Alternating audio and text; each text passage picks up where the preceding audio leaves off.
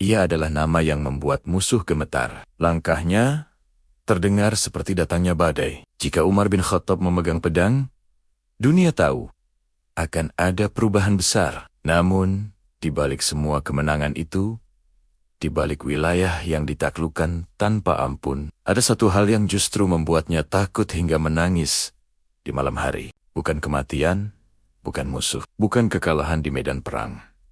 Yang paling ia takuti adalah neraka. Inilah kisah paradoks terbesar dalam sejarah Islam. Seorang penakluk dunia yang jiwanya gemetar setiap kali mengingat akhirat. Mari kita kembali ke masa lalu. Arab sebelum Islam adalah dunia yang keras. Hukum rimba berlaku, yang kuat berkuasa, yang lemah diinjak. Mekah menjadi pusat kekuasaan Quraisy, kaya oleh perdagangan, kuat oleh tradisi, dan angkuh oleh status. Di kota inilah Umar bin Khattab tumbuh. Seorang pria tinggi, kuat, berwibawa. Suaranya lantang, pendiriannya keras seperti batu. Ia dikenal sebagai sosok yang tegas, bahkan kejam. Jika Umar berkata, orang diam. Jika Umar marah, orang menjauh. Dan ketika Islam datang membawa pesan yang mengguncang tatanan lama, Umar berdiri di barisan paling depan untuk menentangnya. Ia melihat Islam sebagai ancaman bagi kehormatan Quraisy dan tradisi nenek moyang. Kebenciannya bukan basa-basi. Ia nyata. Membara. Suatu hari, Umar keluar dari rumah dengan pedang terhunus. Wajahnya keras, langkahnya cepat. Ia punya satu tujuan, mengakhiri semua ini. Mengakhiri dakwah yang memecah belah, mengakhiri orang yang dianggapnya sumber kekacauan. Namun takdir seringkali bekerja dengan cara yang tak bisa ditebak. Di tengah jalan, ia diberitahu bahwa adiknya sendiri telah memeluk Islam. Amarahnya meledak. Ia mendatangi rumah adiknya. Suara bacaan Al-Quran terdengar pelan dari balik dinding. Ketika pintu terbuka, emosi menguasai dirinya. Teriakan, tangisan, dan darah. Namun di antara kekacauan itu, sebuah lembaran jatuh ke lantai. Tulisan yang berbeda, kata-kata yang belum pernah ia dengar sebelumnya. Dengan tangan gemetar, Umar membacanya.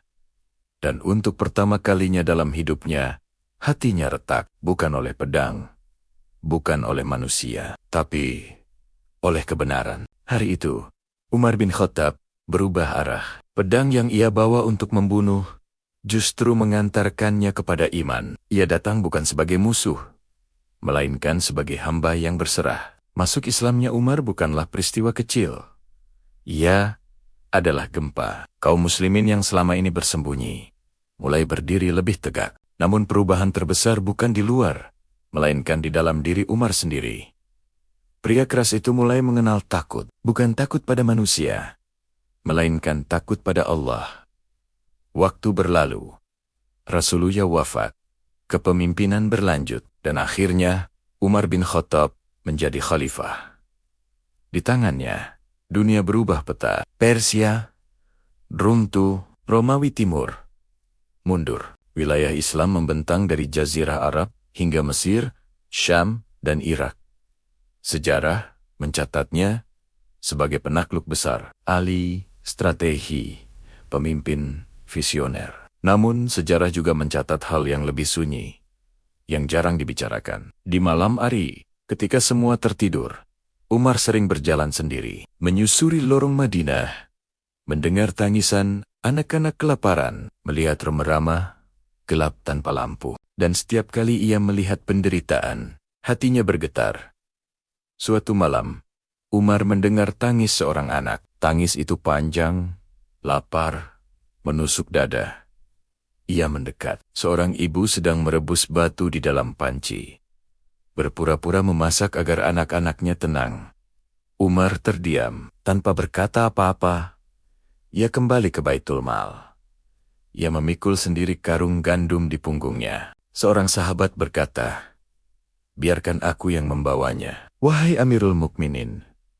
Umar menjawab dengan suara berat, "Apakah engkau akan memikul dosaku di hari kiamat?" Kalimat itu bukan retorika. Itu jeritan jiwa. Ia takut jika satu saja rakyatnya lapar, maka neraka menunggunya. Ia pernah berkata, "Seandainya seekor keledai terperosok di Irak, aku takut Allah akan bertanya kepadaku, mengapa aku tidak meratakan jalannya?" Inilah Umar bin Khattab, penakluk dua imperium besar, yang takut pada hisab satu nyawa kecil. Umar sering menangis saat membaca ayat tentang azab. Tubuhnya bergetar, wajahnya pucat. Ia bertanya-tanya pada dirinya sendiri, apakah keadilannya cukup? Apakah kepemimpinannya ikhlas, padahal dunia memujinya? Sejarah mengagungkannya. Namun Umar tahu, pujian manusia tidak berarti apa-apa jika Allah murka.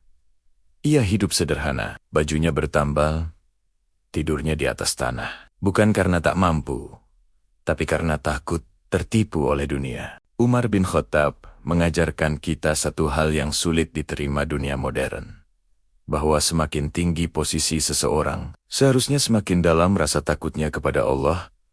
Ia menaklukkan kota demi kota, namun tidak pernah merasa aman dari neraka. Ia memimpin jutaan manusia, namun tetap merasa dirinya kecil di hadapan Tuhan. Dan mungkin itulah rahasia kekuatannya. Bukan pedang, bukan strategi, melainkan takut yang jujur kepada Allah.